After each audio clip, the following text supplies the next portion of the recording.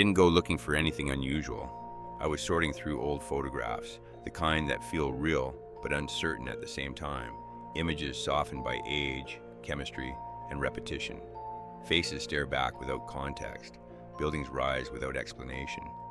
And somewhere in the margins of those photographs, not centered, not emphasized, I began noticing figures whose presence felt accidental, as if they were never meant to be examined closely. At first, they appear regularly. Image after image, decade after decade, the same kind of presence repeats. Then it stops, not gradually, not through any visible transition. One moment, they are there, integrated into work crews, families, uniforms. The next, they are gone. The photographic record doesn't thin out. It breaks, abruptly, as if a switch was flipped and never turned back. No captions explain it, no notes acknowledge the change, no commentary marks the disappearance as unusual at all. The explanations arrive quickly, almost reflexively. Medical conditions are cited first: gigantism, acromegaly, rare disorders we understand today. But those conditions leave traces the body cannot hide: distortion, fragility, imbalance. The figures in these photographs appear proportionate, stable, capable of labor. Others suggest performance, circus exhibitions, stage novelty. Yet, the context resists that reading. There is no framing, no audience, no emphasis. Optical illusion is another refuge, but repeated reference points undermine it. Doors, tools, furniture, companions remain consistent. Science isn't contradicted here. It simply doesn't account for what keeps appearing. Each explanation addresses an exception, but these images suggest a pattern, and patterns behave differently than isolated anomalies. That difference matters when absence begins to follow the same rules as presence. One photograph anchors everything. Siberia, around 1870. 3 men stand beside a doorway. The building still exists. Its dimensions can be measured. The door frame reaches nearly 12 feet. 2 men fit comfortably beneath it. The third lowers his head slightly. He wears work clothes.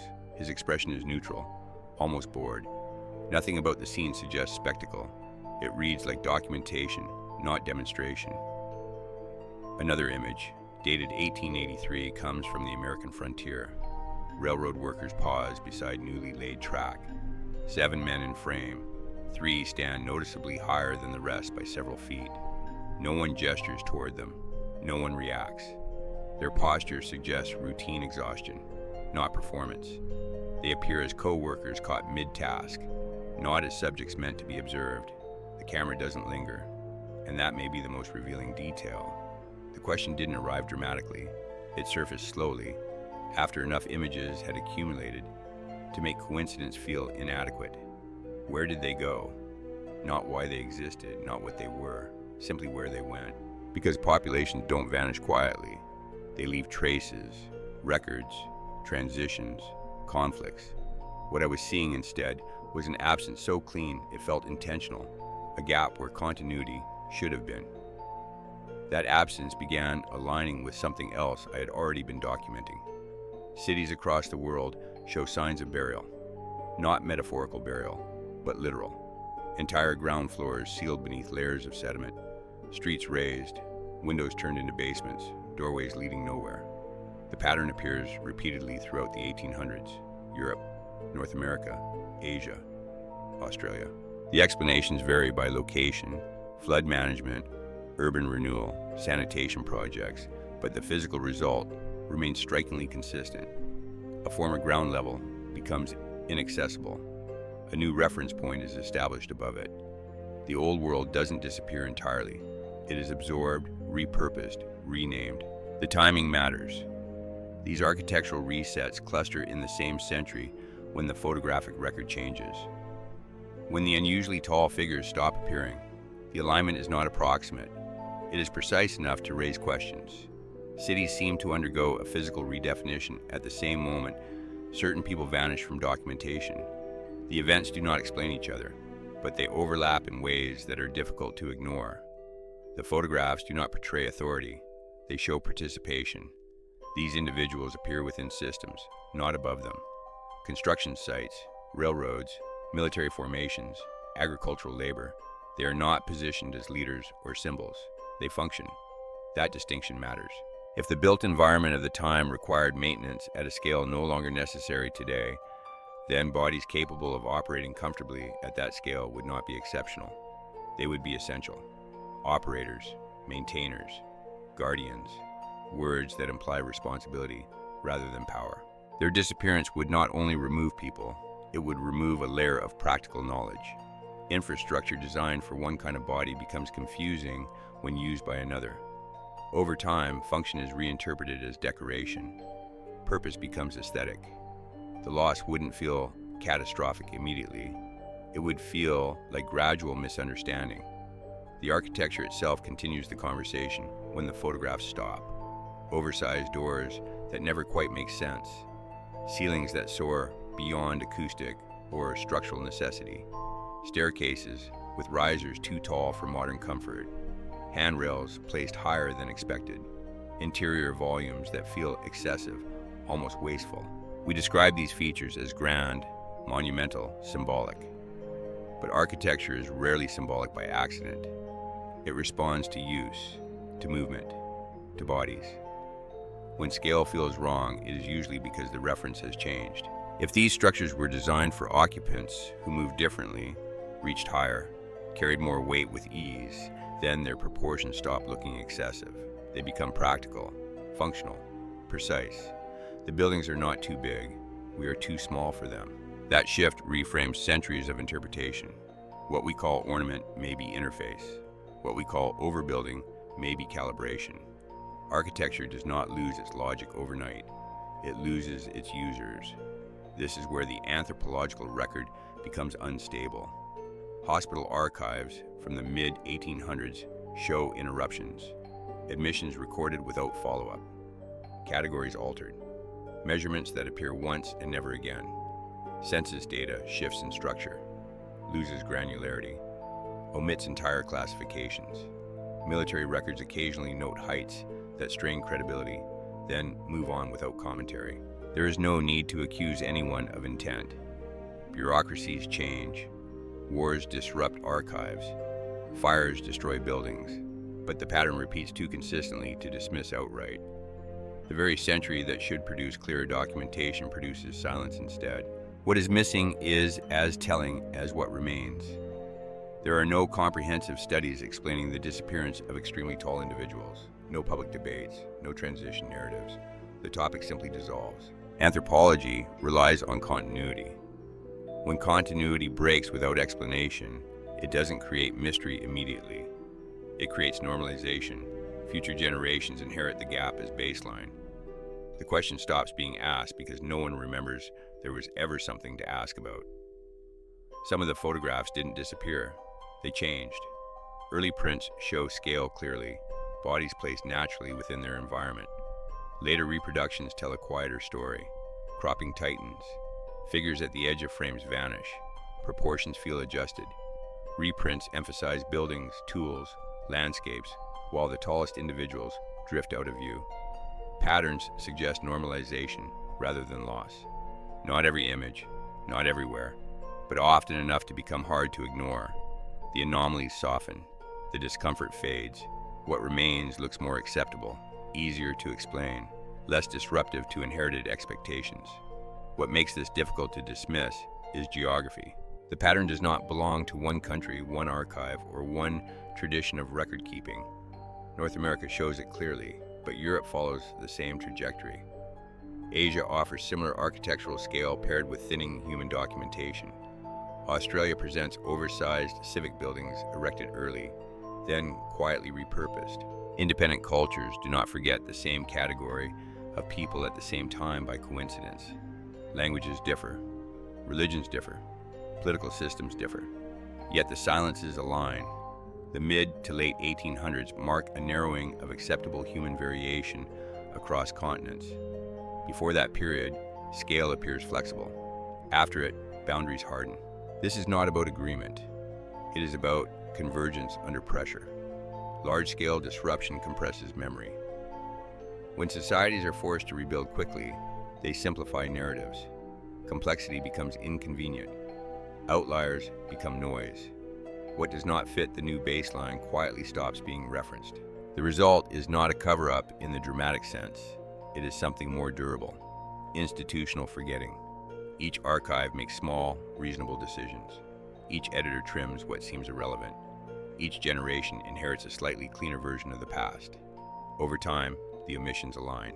By the time anyone notices, the absence feels natural. Questioning it feels eccentric. The global nature of this silence is what gives it weight. Not proof, not certainty, but a pattern that suggests shared conditions rather than isolated error. There is another factor that rarely enters historical discussion: knowledge that is never written down, embodied knowledge, skills passed through demonstration, repetition, physical presence, techniques that exist only while specific bodies exist to perform them. If certain systems required operators of exceptional size and reach, then written manuals would be insufficient. Instructions assume compatible bodies. When the bodies disappear, the knowledge becomes unusable, not lost, inaccessible. This may explain the absence of technical documentation for systems that appear sophisticated yet undocumented. The knowledge did not vanish from libraries, it vanished from people. Architecture built around embodied interaction becomes enigmatic once that interaction is no longer possible. Over time, function is reinterpreted, interfaces become ornament, mechanisms become decoration. What was once operational becomes aesthetic. The building survives, the understanding does not. Embodied knowledge fails quietly. There is no dramatic collapse, just gradual misinterpretation. Each generation moves further from original use, until the question of purpose no longer arises at all. What remains is structure without instruction, capability without comprehension. How do you remove an entire category of people from historical continuity without leaving obvious scars? How do photographs stop without comment? How does architecture remain while its operators do not? How do archives align more clearly in what they omit than in what they preserve? How does silence replicate itself across borders, institutions, and generations? These questions do not demand motive, they demand mechanics. The process matters more than intent. The method matters more than explanation. Because whatever happened, it worked. The absence holds, the silence persists, and the system that produced it no longer needs reinforcement. A reset provides cover without requiring coordination. Physical upheaval reshapes priorities. When cities are buried, razed, or rebuilt, reference points change. New ground levels establish new norms. What lies beneath becomes irrelevant or inconvenient. In these moments, narratives condense, survivors focus forward, memory reorganizes around necessity. What no longer fits the present quietly stops being mentioned, not erased, just uncarried. Within one generation, direct memory fades. Within two, the gap becomes invisible. The reset does not explain the disappearance, it absorbs it. By the time stability returns, the absence feels normal. And what feels normal rarely invites investigation. We are taught to imagine history as a steady ascent, each generation smarter, more capable, more advanced than the last. Progress presented as inevitable, linear, reassuring. But the physical record complicates that comfort. Older structures often outlast modern ones. Their efficiency, durability, and integration with natural systems appear, at minimum, competitive with what we build today. If knowledge can be lost as well as gained, then progress becomes cyclical rather than linear. Advancement may follow collapse. What we interpret as innovation could, in some cases, be recovery. The absence of certain people, certain skills, certain embodied capabilities might mark not an evolutionary boundary, but a fracture. A dark age does not require ignorance, it requires disconnection. A period where systems remain, but understanding thins. Where we inherit artifacts without inheriting the context necessary to use them fully. In that sense, darkness is not the absence of light, but the absence of memory. If those individuals once existed, then they may have functioned as a bridge between worlds, between systems that required their presence and societies that later adapted without them. When that bridge burned, the transition was not smooth.